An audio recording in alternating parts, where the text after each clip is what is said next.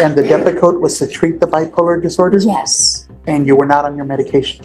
No. Okay. Not on my medication. Now, on this instant offense. Calling 2024 CR 011162, State of Texas versus Nicole Nutter. Could I have parties announced for the record for the state? Albert. This isn't just another court case. This is a woman with crushed legs, bipolar disorder, meth addiction, and now, a shot at redemption. So the real question is, can the justice system handle that level of chaos with compassion? Try this for Ms. Nutter. And are you Ms. Nutter? Yes, ma'am. All right, you entered a plea on December 20th of no contest. The court waived the repeater allegation without objection. According to the plea bargain agreement, punishment is to be assessed at a cap of 5 in the prison. There's a $2,000 fine, and the state is opposed to your application. Have both parties had a chance to review the PSI report and the TAP evaluation? Yes, Your Honor. Any objection? No objection, Your Honor. Any witnesses? Yes, Your Honor. All right. I'd like to call my client. All right, can you raise your right hand? Do you solemnly swear or affirm the testimony you give will be the truth and nothing but the truth, so help you God? Yes, ma'am. All right, you can lower your hand, state your name for the record. My name is Nicole Nutter. All right, defense. Ms. Nutter, you're applying for probation. What can you tell the judge that will give her confidence that you're gonna succeed at probation? And when I plan on getting out, I plan on getting a job, staying with my daughter, and just trying to get on with my life and do better. I don't do drugs anymore. I'm sorry? Do drugs anymore. Okay. My legs were run over on December 6th, 2023. And as soon as my legs were run over by the vehicle, it snapped me into reality. And I haven't done methamphetamine since the day my legs were run over. Now, let me ask you another question. Have you had mental health issues? They diagnosed me when my daughter was just born, and I denied. This is where it gets heavy. She's been on probation before and failed. But is that a sign she's doomed to repeat? Or a setup for the comeback of her life? What would you decide if you were the judge? The drug that they diagnosed me, Depakote, and I told them that I wasn't going to take it because my daughter was young and I didn't want to be on medicine. So all these years I've been without. Wild how trauma can become a pivot point. A car runs over her legs and suddenly, no more meth. That's either a dramatic wake-up call or the most extreme rock bottom imaginable. Can pain really spark? Okay, but what were you diagnosed with? Bipolar. Okay. And the Depakote was to treat the bipolar disorder? Yes. And you were not on your medication? No. Okay. Not on my medication. Now, on this instant offense, were you using methamphetamines when you were arrested? No. Were you taking your Depakote or something similar? No, I wasn't taking anything. I know I had a psychotic breakdown, a mental breakdown, because there's nothing else that can explain it. I wasn't under the influence of anything. Alcohol. All right, so here's the thing. You're going to need to speak up so the court reporter can hear, and everyone else, you need to whisper. So, when you went over, what was this trailer place that you went to? it was my friend's house that I was living at. And were you allowed to be there at the time? Yes, I lived there with him. But were you allowed to be there at the time that you went there, when you got arrested? At the time, well, I didn't think anything of it, even though we had like a little dispute a few days like before that. I didn't think, because he's my friend. Had he kicked you out? Well, he gave me my clothes and I went to spend the night in another friend's house in the trailer park. Okay, and so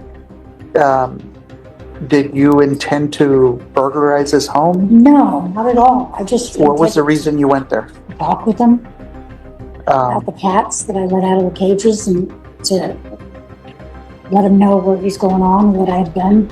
Okay. Now, if the judge is going to consider probation, she's got to consider what the likelihood that you're going to successfully complete probation. So you've had probation before, right? And you've struggled with probation. Yeah, I've struggled in the past. Has bipolar disorder been an issue? I believe it's always been an issue. That's why I get myself medicated with methamphetamines. I never got treated until now. And the medicine that I'm on just works really well.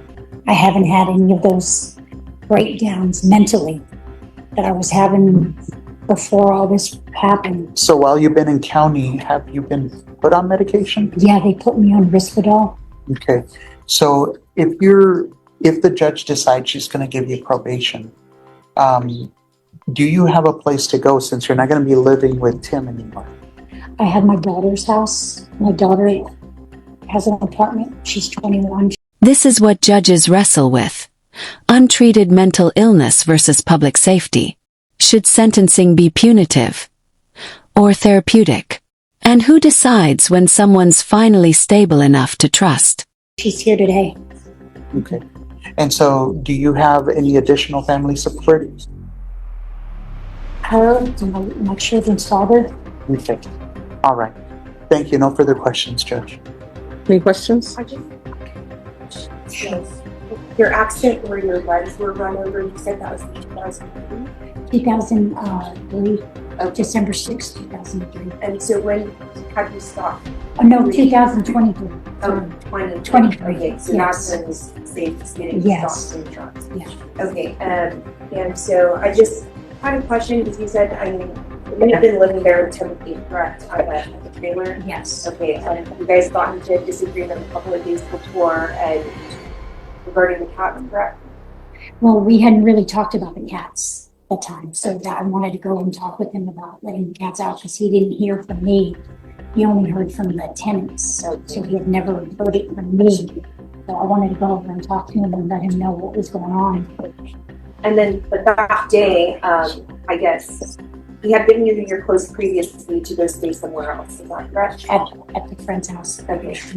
And so then the day that you went back to speak to him about the cats, and you believe that you had permission to be there that day. Yeah, of course. Okay, even though he didn't really let you into the apartment, right? In the police report, it said that you had let him, but you're disputing that today, right? No, it wasn't a headbutt. It was Kind of like checking him. Correct? chest. Yeah. And at one point he fell down and you're going back and forth with the chest, Yeah. correct? Okay, and then you enter his habitation, his trailer at that time, correct, and lock the door. Yeah. Okay, and to you that indicates to you that you have permission to be there? No, my mental state wasn't normal. Okay. My mental state was really messed up. Okay. And in the situations that Timothy had said that he didn't know if you were using drugs again, but you're saying that you're not, it was just a mental health issue. It was a mental health issue for sure. I mean, my mental health was, I can't even tell you how,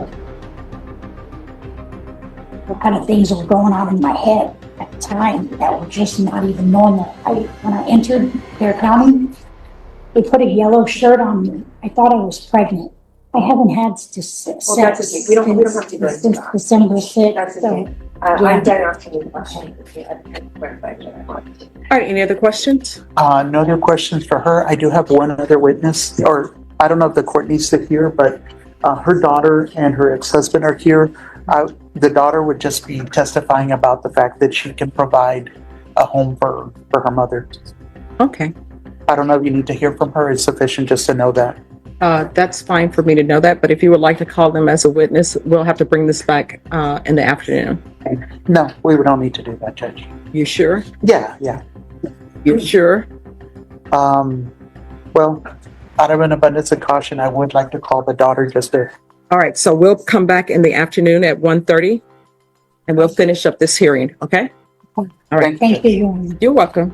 Back on the record in 2024 CR 011162, State versus Nicole Nutter. If I could have parties reannounced for the record, State. Defense. Albert Chidas for Ms. Nutter. And are you Ms. Nutter? Yes, ma'am. All right. So, State, you said that you had another witness present? One other person I was going to call. All right, if you call them, please. Paige Slater. All right, hello.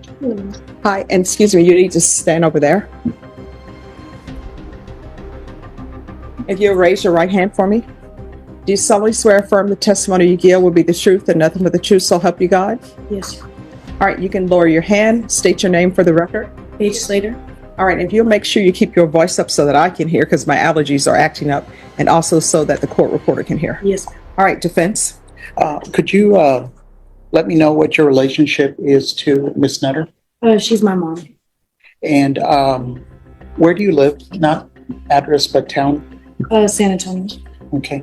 And are you willing to help your mom get through, assuming the court were to give her probation, are you willing to assist her in housing? Yes, she can stay with me. I'm happy. And do you live alone in the apartment? Do you have children in the apartment? No, just me and a dog. Okay. Are you aware of your mom's mental health issues? Yes. Yeah, I grew up with her. And so are you willing to help her to try and stay on her medication so she can maintain a healthy mental state? Yes. And 100%. And are you employed? Yes, I'm self-employed. Okay, all right. I have no further questions, Judge. All right, any questions from the state? No questions. All right, and just one for me. Out of sorry? curiosity, what do you do? Social media. Oh, all right. So when you say social media, what are you? Yeah, like basically influencer. Like I make probably like 10 to 20. Okay, all right, thank you. Okay. All right, thank you so much. Thank you. And I have no other witnesses, Judge. All right, Just so- argument. All right, I'll hear your argument. Oh, you can come back up. So, Judge, I know Miss Nutter did have some issues with her probation in the past. She's had probation before, but she's always, had the issue with being bipolar. That's never going to go away, and that's something where it's been a struggle for her. It's also caused her to do some things that are erratic. She's gotten into drugs. It seems like she's overcome the issue of drugs, but she's still been struggling with her mental health. And she did have a job before she was arrested. She was working with, I'll probably butcher his name, but Tim Height, the complainant. Tim was very generous, very helpful.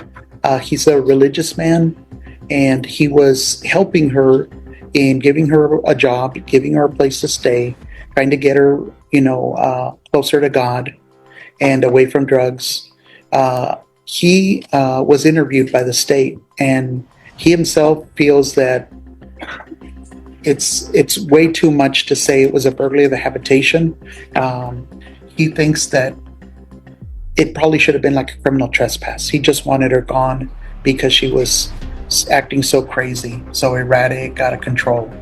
I think in page 5 of the report to the court, he's interviewed and kind of gives his Says she shouldn't be charged with burglary. That's rare. When your own accuser is asking the court to show mercy, you know this case has layers.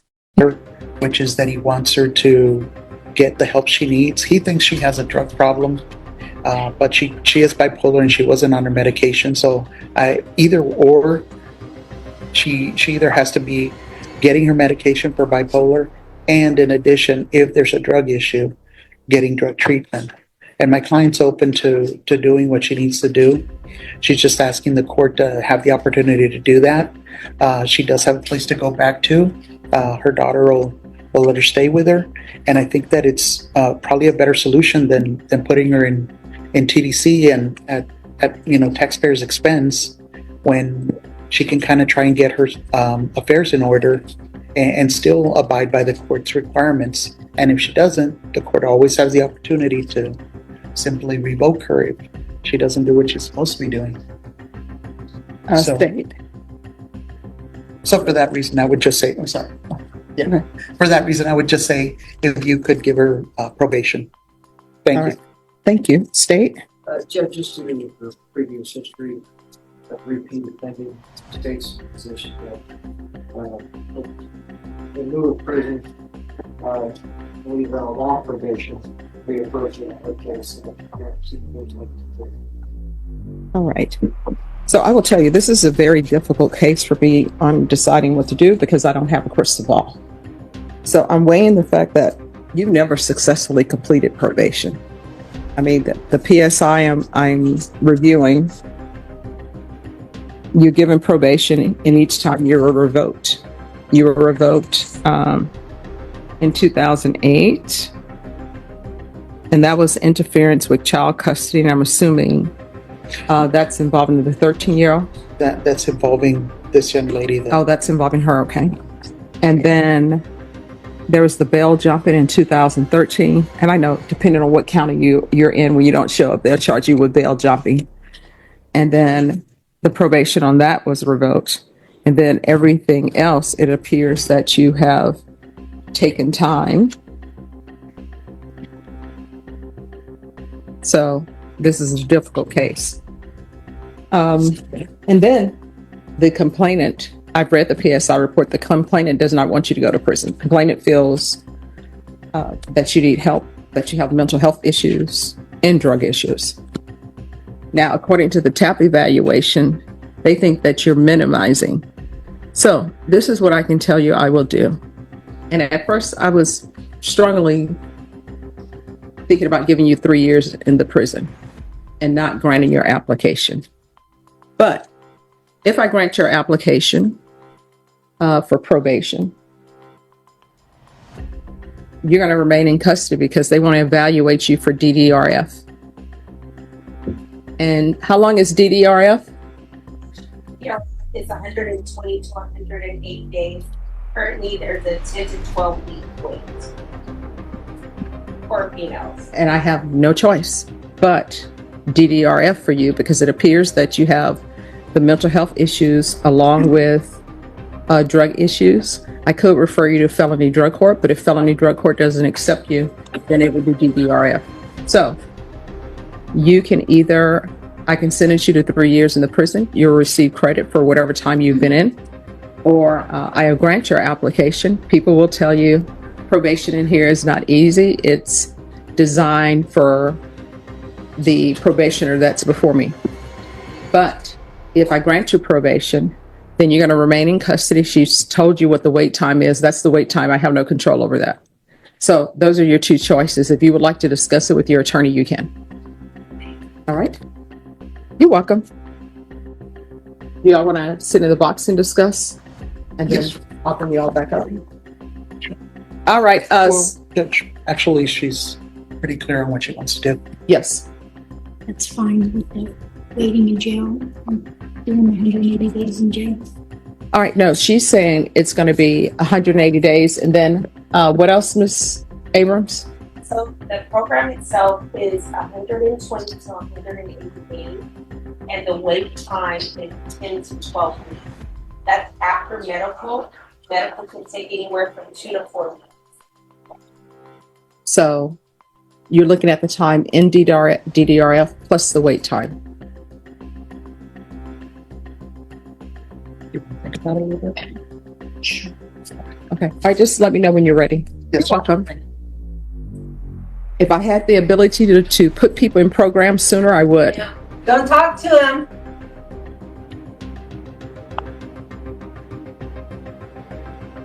Okay, so family members, let me explain something to you guys. It's their choice, what they want to do. I would always tell my clients this. When the family members would tell them do A, B, C, or D, I always say, you know what? At the end of the day, if that person ends up going to prison, you're not doing the time. If that person ends up accepting probation, you're not the one who's on probation. They are. So it has to be their decision. All right? So if you all try to speak to her again, you're going to be removed from the courtroom. No problem. Yes, we're back on the record, and 2024 CR 011162. All right, have you all had a chance to discuss? We did, Judge. And what are you requesting, Ms. Nutter? 3 years. Prison? Yes. All right, the court is finding you guilty. The court will sentence you to 3 years in the prison, give you credit for any time served. I'll request the therapeutic community for her. But you'll have to request it also. Do you understand? No. When you go there, you'll have to let them know that you would like to be in the therapeutic community. The therapeutic community doesn't increase the time that you're in the prison. It's just designed to help you, for example, for you with your mental health issues and any drug issues, okay? And there is a $2,000 fine. All right, so we can go off the record. Here's the thing. At some point, you're going to be looking at a habitual offender status. And what that means is for certain felonies, if you're charged with it, your minimum is 25 years in the prison. You understand? Yes, ma'am. So you're going to have to do better. You're going to have to stay on your medications. When you're released from prison, if you can't find a place that can help you, you can always come back to the court. If I'm still here, I'll see if I can help you find a place. All right, good luck to you. Thank you. You're welcome. All right, that's it. Years in prison, and that's mercy. The judge knows. One more wrong move, and Nicole's looking at 25 to life. So what do you think? Was this justice, mercy, or a mix of both?